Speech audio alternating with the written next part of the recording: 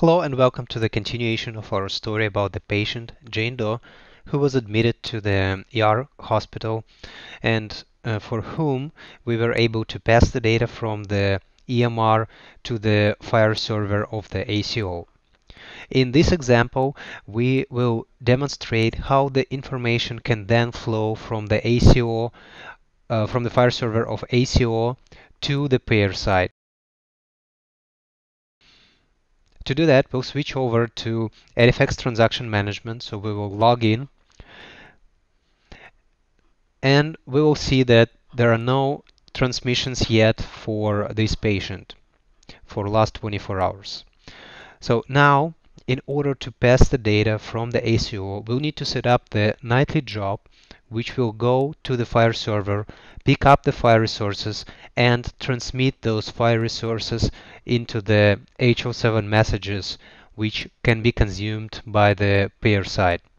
So once this transmission happens, we can pass this data over to Edifecs Clinical Knowledge Pack, UI of which you can see now, and the information will become available for a payer.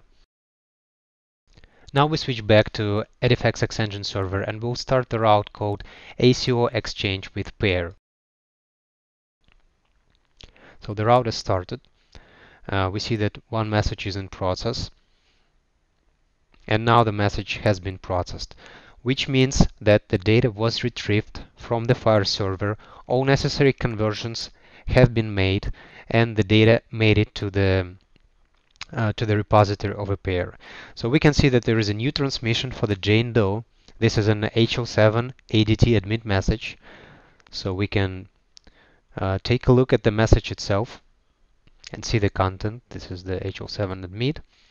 And now we can go to the member journal. So we can search for our patient Jane Doe on the payer side. And we can see all the documents associated with this patient. It includes the current document, which we have just submitted. This is the document. And it also shows all the past history of the patient, including the previous admits, previous discharges, CCD documents, HL7 documents, 837 documents, all financial, administrative, and clinical data for this patient. So this view allows for the payer to really get the comprehensive view over all the information, including clinical data related to a patient. Now let's take a look at how things are implemented behind the scenes in Extension Server. To do that, we'll go to the configuration section of the route, which implements the data transition from the ACO to a payer. Everything starts with a schedule trigger. Then we go and pick up the IDs of the patient from the ACO.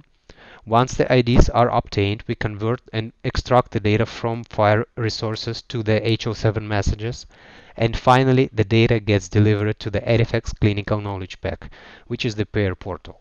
This concludes the second scenario, which began from the FHIR server of the ACO, and the data was transitioned into the clinical repository of a payer represented by Edifecs Clinical Knowledge Pack. Thank you.